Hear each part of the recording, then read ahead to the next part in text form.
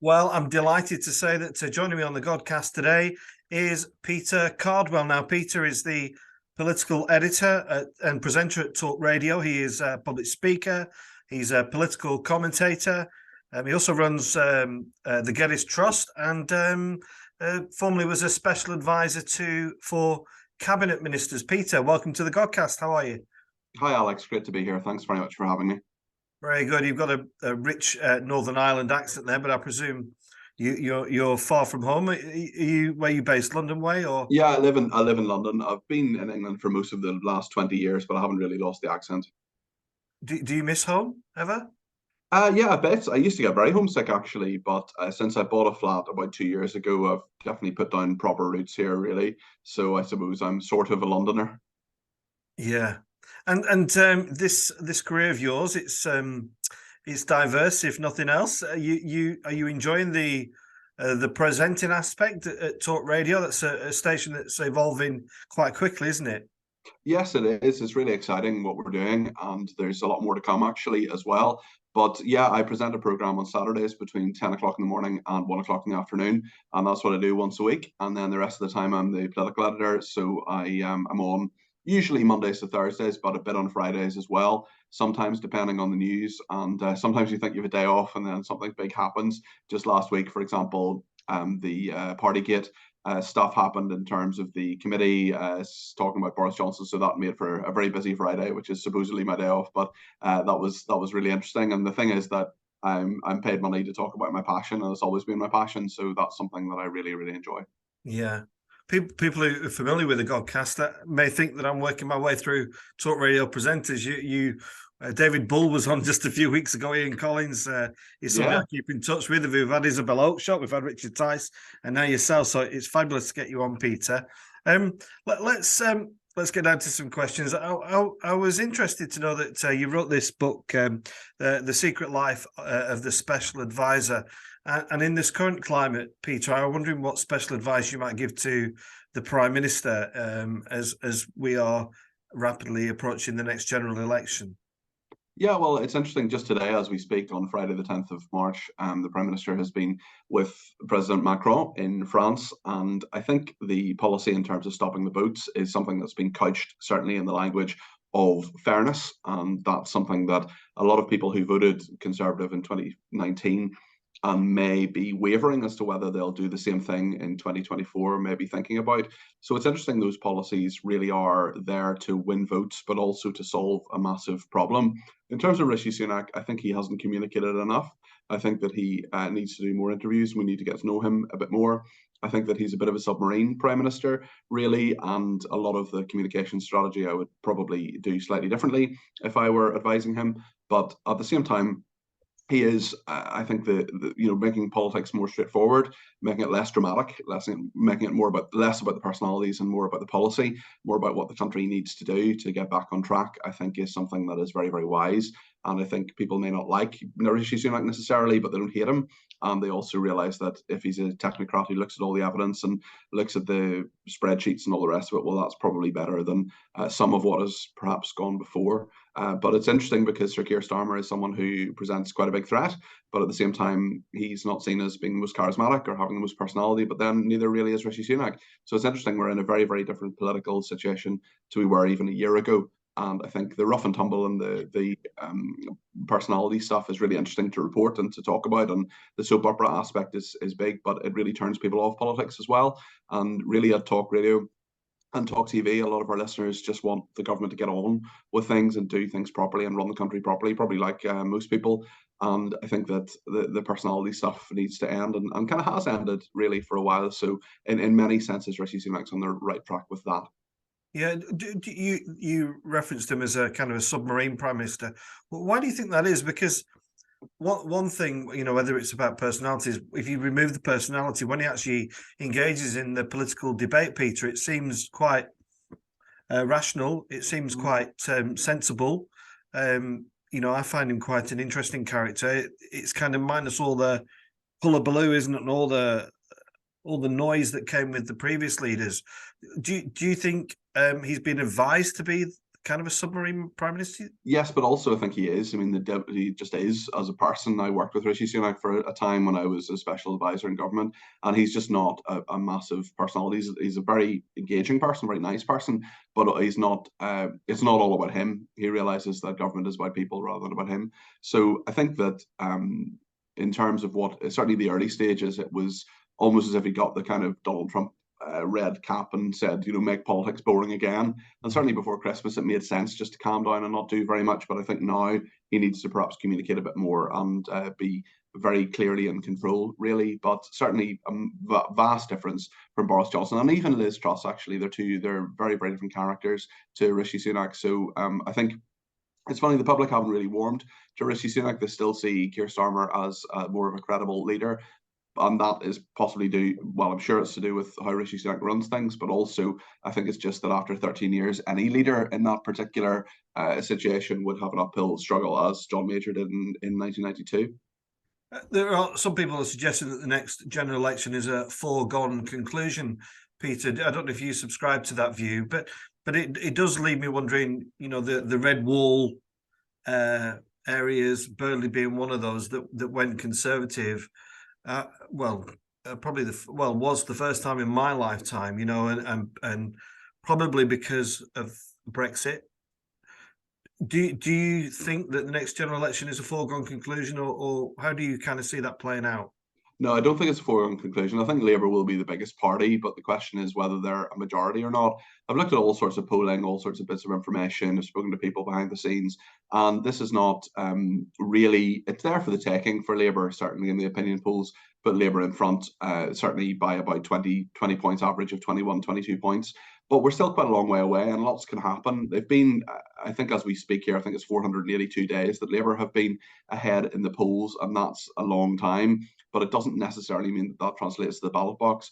And Rishi Sunak does have a bit of time. I think the local elections in May will probably go badly for the Conservative Party, but that might be a bit of the bloodletting that's needed. The big question as well is Scotland and what effect a new leader of the SNP has, and whether Labour, who really need to win in Scotland, can get maybe 12, 18 seats there, which would be really, really good for them. They've only got one at the moment. So if Labour can come back in Scotland a bit, well, that's what they need to have a majority. So in terms of Scottish independence, that might be really fascinating, especially if you're in a situation where Labour are a minority administration and occasionally, maybe not all the time, but occasionally need the support of the SNP. That would be fascinating, because what's the bargain for that? So there's so many hypotheticals in all of this. I can't see a Conservative majority after the next election, but I've been wrong before and I'll be wrong again. Yeah, I want to come back to Scotland in a few minutes, Peter, if I can, because I'm fascinated by what's going on up there as well. But actually, I was wondering what you thought about, and this is not a criticism of talk radio, but there is we are awash with political radio, political debate. It's kind of 24/7, isn't it? There is not a minute where if you want to engage with politics, then it's there all the time. Is that a good thing, Peter? It strikes me that politicians are so much under the microscope. There's not much oxygen knocking about for them to actually just get on and do stuff. I just wonder what your thoughts were. Yeah, it's funny. I have a slightly weird perspective on this, having been sort of a journalist for 10 years, then in government for 3.5 years, and now a journalist again. I do believe that sometimes privacy is needed in order to get things done. I think if you look at the recent Brexit victory, really in regard to the final bit of Brexit getting done, obviously some people would disagree with that and say that there's been a horrendous betrayal and so on. But in terms of Northern Ireland and that deal, they went into what was called the tunnel, and there were times when there were only 2 civil servants in the whole of the government who really knew what was going on in all of the different aspects of what was happening in those negotiations, and that led to a good ending, really a good deal for Britain. Although many people will disagree with me on that, but I think they're wrong. So sometimes privacy is needed. Sometimes catching a breath and actually having a bit of space to disagree without that disagreement being torn apart is really, really important. But at the same time, as someone who's political editor at Talk, there are the democratization of opinion is fantastic. We have people who would never dream of ringing a radio program who text in every week, perhaps every day. We have people who tweet, for example. We have people who tweet and then engage with each other, and that's sort of slightly separate to what's on the radio as well, even though some of their tweets may be read out. So I think really there are a lot of people now who have a voice in a way that they didn't before. The news was sort of handed to them on tablets of stone, and no offense, Alex.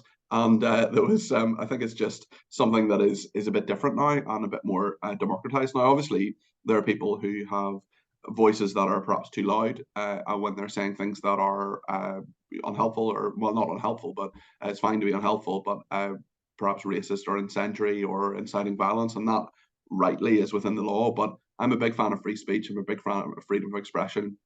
And I think that people should have the right to put their point across. And actually, what I think talk has done in the last few years is make sure that we can have a reasonable conversation around immigration, for example, because clearly there's been a massive problem, and we want to be compassionate, as many people have been, in terms of taking in Ukrainian refugees, the reception people from Hong Kong have received in this country, for example, with British passports, or others from Afghanistan and Iraq over the years, whereas previously, I would say even 5 or 6 years ago, to even mention immigration in a critical way would be open yourself to being accused of being racist. So I think there are really good ways in that. Yes, there's a lot of noise, but with the heat, there is quite a lot of light as well. And I think people feel more engaged now than they have before.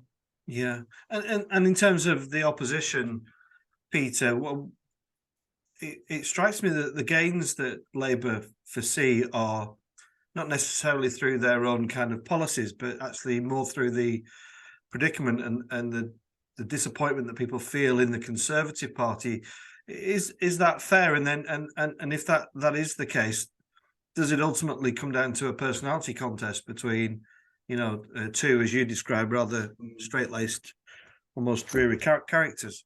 Well, we may have a very different election where that's not the case. And that's why I think some of these dividing lines, for example, the small boats legislation, are coming through, that there really are big disagreements. Obviously, in 2019, between Corbyn and Boris Johnson, it was massive gulf, both in personality and in policy. Whereas now I think in 24, there may not be such a gulf in personality, but there will be in policy. And we'll see more policies, I think, from both parties. Certainly, Labour has a very bold offering on childcare, for example, which I think for young couples, people maybe with one kid, 2 cars in the drive, thinking of having a second kid, those are the people that Labour think they can really reach out to and grab and get them to vote for them. The red wall is going to be fascinating in terms of where those votes go, but also in the cities as well. And on the southwest, can the Liberal Democrats come back? I mean, I think there are lots of policies. It's a lot about politics. Certainly, the last few years has been probably too much about personality. Although having a strong personality in terms of Boris Johnson worked for him really well. He connects like very few politicians that I've seen in my lifetime. Maybe people like Tony Blair, Nigel Farage, actually in a very different way. Bill Clinton and Donald Trump actually are probably the ones who really properly connect, whereas so many politicians haven't. But maybe it's not such a bad thing that we have 2 people who are sort of evenly matched really in terms of personality. But and let the policies speak for themselves, and people will have their say in what they will do on their record, rather than they sort of like the look of them. But politics is a very emotional thing. It's a very it's really about a feeling. It's less about every single thing that happens. I mean, I cover the minutiae from day to day. This person said this inquiry's happening, and I think a lot of it will be forgotten. And really, people will only at voting time really only remember a few things, because so much of the noise is forgotten, actually. And I wonder, when things happen, such as the Partygate report, for example, I remember people say, oh, it's curtains for the Conservatives. And it certainly speeded the end of Boris Johnson's demise. But at the same time, I'm not sure too many people are going to think, oh, well, Sue Gray wrote this in this report, therefore I'm voting Labour, or therefore I'm voting Conservative. So it's more a feeling that people have. It's more an impression that people have of politics along the way, rather than necessarily how they rather than every single event. And it's interesting, having worked on elections previously. I mean, in 2017, for example, for the Conservative Party, I was someone who, for 6 weeks, it had been my life. And really my friends certainly weren't really engaging with it. And then sort of 4 or 5 days before the end, they went, oh, hold on, there's an election on Thursday. And that really changed their minds. And Tony Blair said in his book, A Journey, he said that the hardest thing for any practicing politician to remember, and this is true of political journalists as well, is that most people, most days of the week, don't give politics a second thought.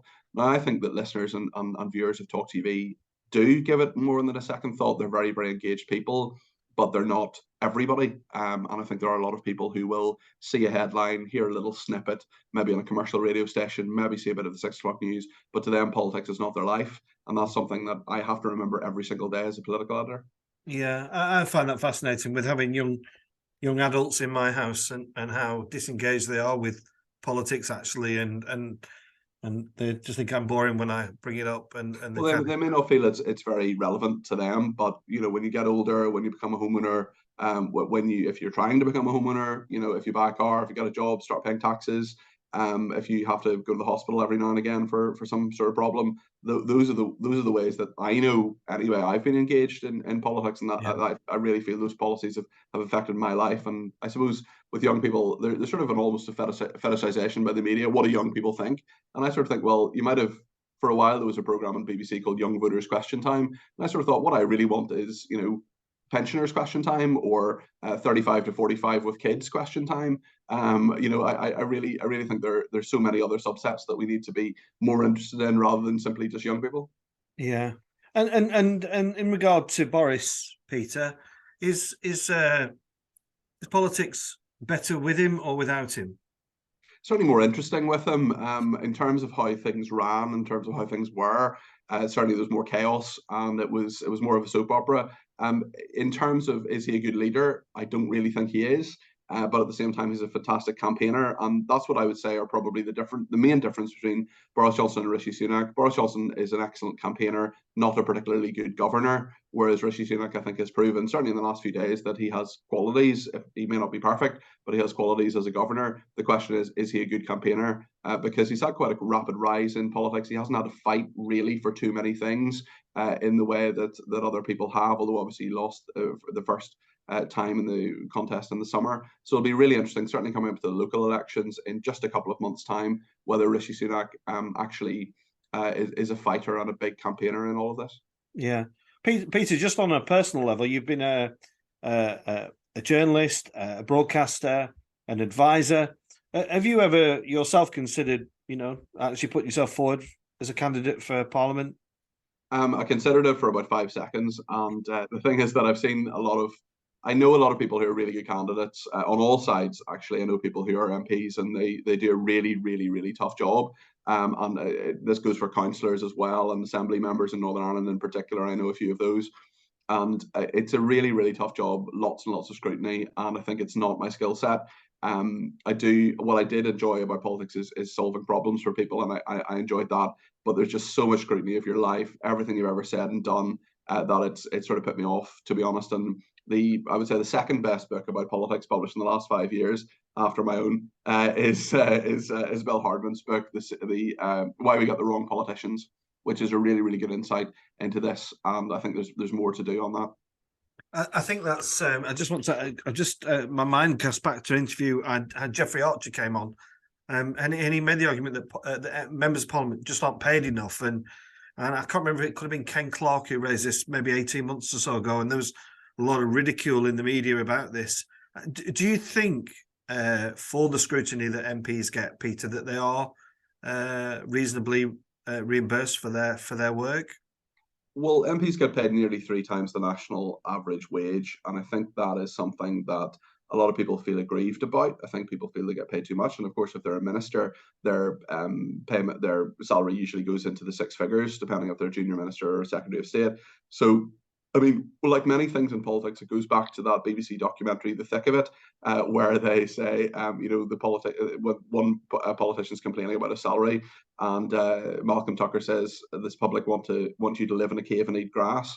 I think if we did have bigger salaries, we'd probably get a greater caliber of person. But it's not just about salary. I think we need to have a conversation with ourselves about what kind of politicians we want. It goes back to Isabel's book in terms of saying, we criticize all these people from one angle of being on the make, horrible, corrupt people who are only in it for themselves.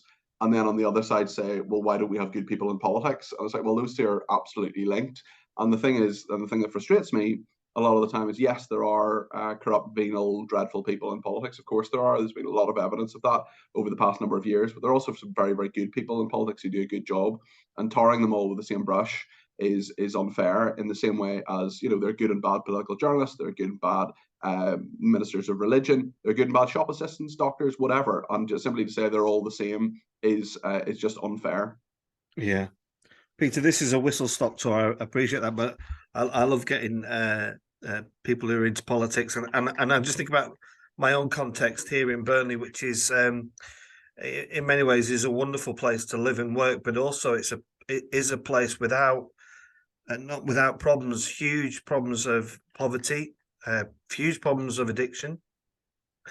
I haven't really seen, you know, and I think it matters to people who work and live in this kind of environment, you know, when there's a lot of crime about, when there is, you know, there's not a great feeling about the place.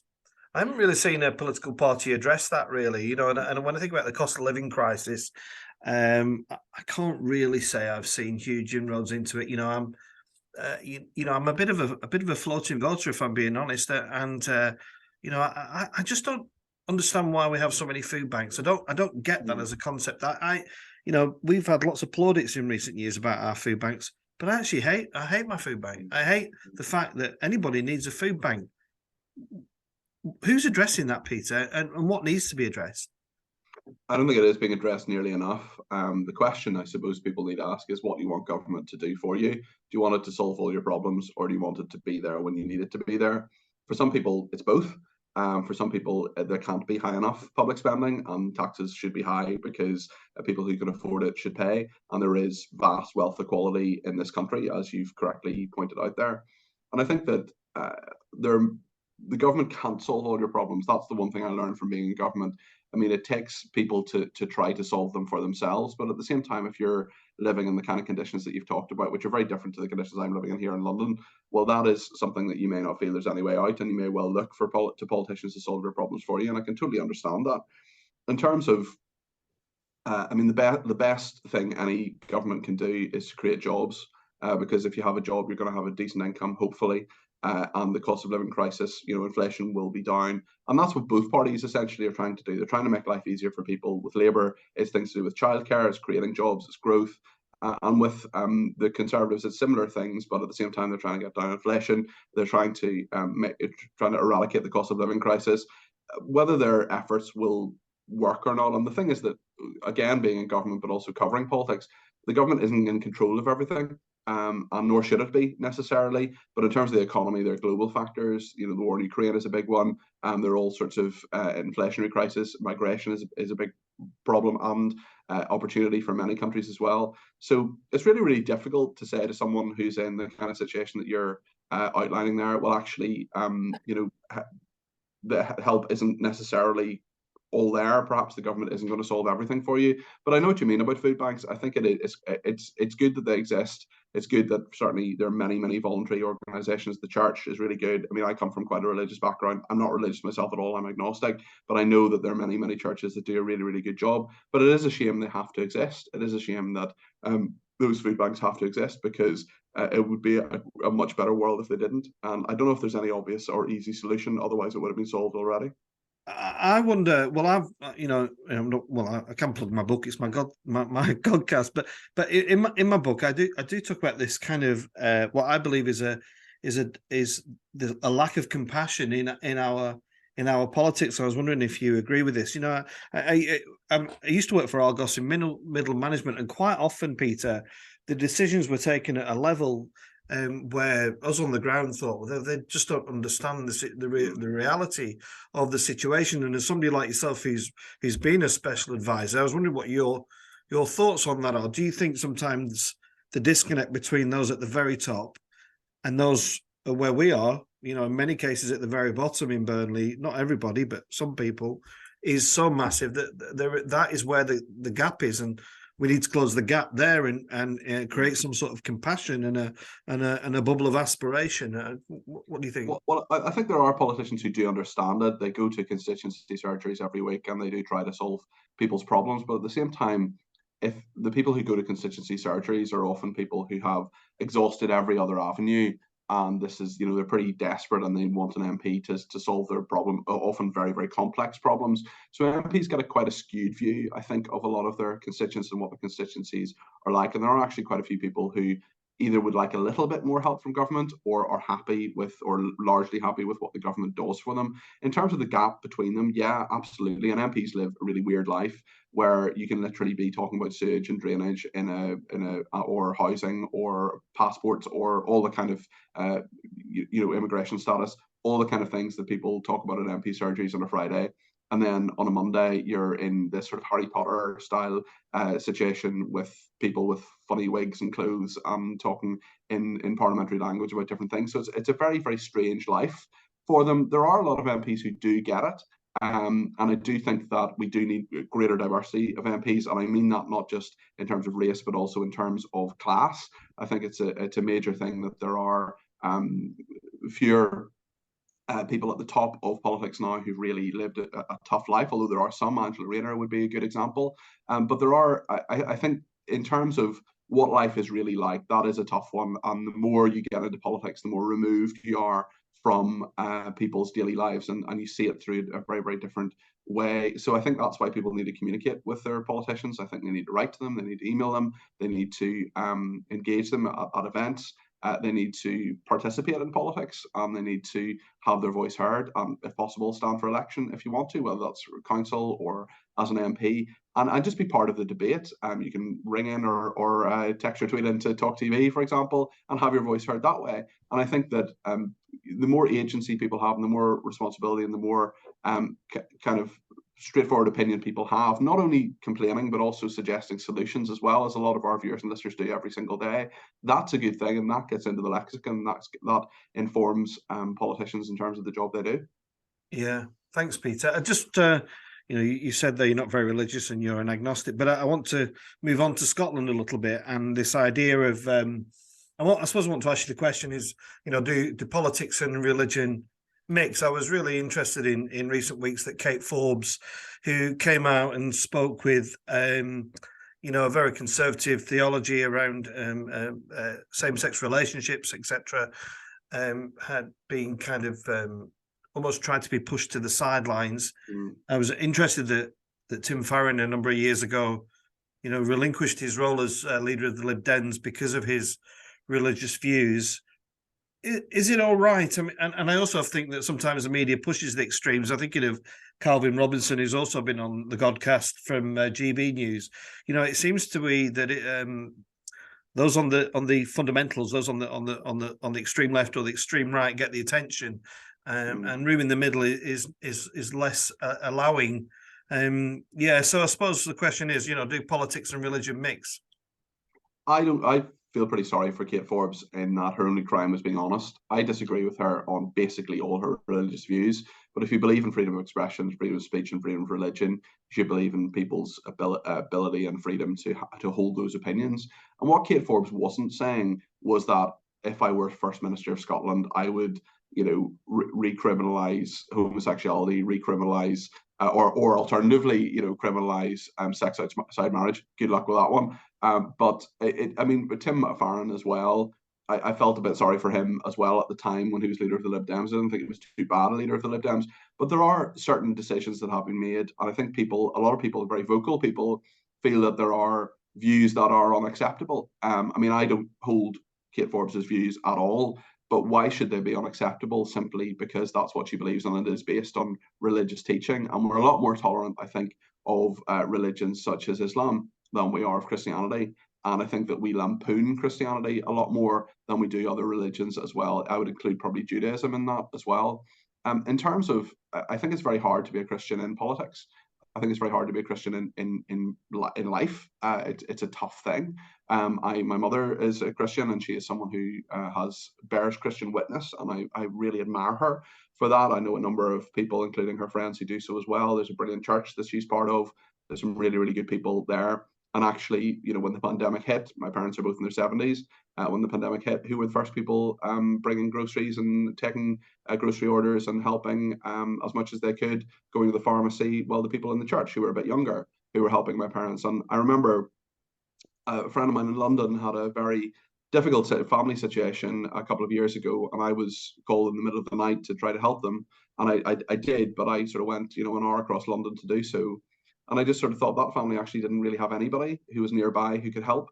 Whereas I know if something happened in Rich Hill in Northern Ireland, where I'm from, I could think of 100 people, mostly from the church, who would come to help my mum and dad if something like that family situation had happened.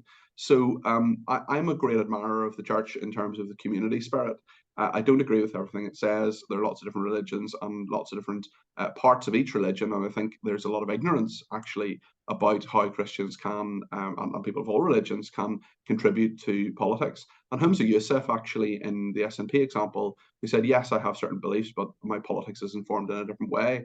I worked for one politician, James Brokenshire, sadly no longer with us. He died of cancer 18 months ago. But he had a very, very strong Christian faith, but it didn't entirely inform his politics. And these things can be slightly divorced from one another. And I think your values, for example, I mean, I was brought up in, as I say, quite a religious background. And I think the values that they taught me, I think I still have. I don't have the belief and the faith that people in the church have, for example, but I think I have those values. And I think that if you if you enter politics or public life in any way, you should try to put those values forward. But I do feel sorry for people who are politically engaged, who suddenly the only thing that the media is interested in, or the only thing that is said to kind of define them, are their views on these very often very controversial kind of moral issues, many of whom, you know, a lot of whom would have seemed to be out of date. And certainly, you know, the DUP, Democratic Unionists, would have, not all of them, but some of them would have very similar views to Kate Forbes. That's kind of the atmosphere I grew up in Northern Ireland. A lot of the time, it's part of the reason I wanted to leave Northern Ireland, but at the same time, I respected those people for their views. And the thing is that I remember seeing a great meme going around one time, which is a good lesson to any politician, which is essentially, you know, religion is like a penis. It's all right to have one. It's all right to be proud of it, but don't take it out and start waving it around. I shall bear that in mind, Peter. Yes, I shall keep that in my head and in my trousers. I'm glad. Yeah, yeah, I mean, and I agree with what you said about Kate Forbes, and I hold a very different theology to Kate Forbes, but she has the right to say what she wants to say. Where I think I have a greater issue with her is the way that in the public debate this week that she has almost lampooned every single Scottish National Party policy in the last 3 months. And well, that's just silly. And I mean, I've literally just finished reading excellent book by James Heal and Harry Cole about Liz Truss, and there was a bit backstage at one of the debates in the summer where Rishi Sunak said to Liz Truss, "Why are we tearing strips out of one another? Why, you know, we're just harming the Conservative Party in their very, very bad tempered debates." And I think that certainly, I mean, I would criticise Kate Forbes a lot more for slamming Humza Yousaf, who's probably going to be the next leader of the SNP, saying, you know, you're a terrible Transport Secretary, Health Secretary, you know, what makes you think you'll be a good First Minister? I mean, that has done much more damage, I think, to the SNP than any of Kate Forbes' religious views. Yeah, and gosh, it's nearly time to go, but I do want to touch on Northern Ireland, Peter. I've been fortunate enough to go to Belfast, and I find it a really a vibrant city, actually. A city seemed to be on the move in many ways, but with that undercurrent of, you know, things just sat there, you know, with the potential to explode. Do you think the Windsor what is it, the protocol, or was it called? Framework, Windsor Framework, The Windsor Framework is going to be accepted by the DUP, and do you think that is good news for the north and the south of Ireland? I don't think it's guaranteed that the DUP will accept it. I think the DUP is a very split party at the moment. They've set up a sort of 7 or 8 member panel to look at this, and they will decide, but they're taking a very long time to do so. What they don't have is backup from the Conservative Party. The ERG, the kind of European Research Group, very pro-Brexit group, is not what it was. It's kind of a shadow of its former self, really. And I think that they've basically decided, this is it, let's move on. I mean, the 1922 committee, the Backbenchers committee, within 24 hours of the framework being published, they spent most of the time talking about small boats in that meeting. I know that from people who have knowledge of the meeting, rather than the Windsor Framework. So I think that the DUP will be quite isolated if they say no to this. And also, given that devolution has been suspended, there haven't been any ministers in Northern Ireland since October last year. I think if they start banging on the doors and saying to people, vote for us if there's an election coming up, the next election coming up. And, we oppose the Windsor framework because of the European Court of Justice. I think people will say, what possible relevance has the European Court of Justice possibly having a view on a possible trade dispute that may or may not happen? What relevance does that have to my life? And I quite like my hip replacement. So if devolution got back to Stormont, well, that would help that in terms of the health service in Northern Ireland. So I think the DUP are probably running out of road politically. It'll be very, very interesting to see what they do and how they do it. But they're a very split party, and they haven't been beforehand. And also, we've got, in exactly a month from where we speak today, is the 25th anniversary of the Belfast Agreement being signed. And that's something that a lot of people really want devolution up and running again. I don't think it will be, but that is a target for that time. Yeah. Goodness me, Peter, we've covered quite a lot of ground there in 30 minutes, but I really love talking to you. So you got your show tomorrow, just to plug. That's right, yeah, between 10 o'clock and 1 o'clock on Saturdays. So I'm preparing for that at the moment, and I'm just be doing a bit of reading and so on for that in the next few hours. So looking forward to that. And when you're not doing politics, you're doing more politics, or how do you let your hair down, Peter? I have a decent social life, good friends, and I watch a lot of Netflix. I read a lot of books. I have a lovely cat as well, Jack, who's great, takes up some of my time. But no, I'm a very, very big fan of kind of going out for meals and walks and stuff with friends, and just talking to friends. And I do a little bit of exercise, running and things like that. But I'm just a bit of a talker, and I love chatting to friends and a bit of gossip and intrigue, not just political but otherwise as well. Yeah, lovely. Well, I've really loved talking to you, Peter. I'm really grateful for you for your time coming on the Godcast, and we send our best wishes to Burnley. If you're ever up this way, give us a shout and I'll make you a brew and show you the delights of Burnley and sounds good. And likewise if you're in London, Alex. God bless, Peter. Thank you. Thanks very much, Night. Good to talk to you. Bye bye.